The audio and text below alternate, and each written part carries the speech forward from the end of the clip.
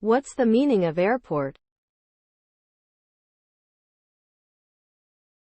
Airport. Airport. Airport. Airport.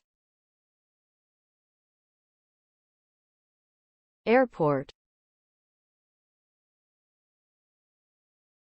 An airport is a place where airplanes take off and land.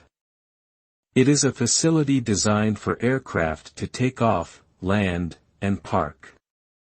It typically includes runways, taxiways, aprons, and terminal buildings that serve a variety of purposes.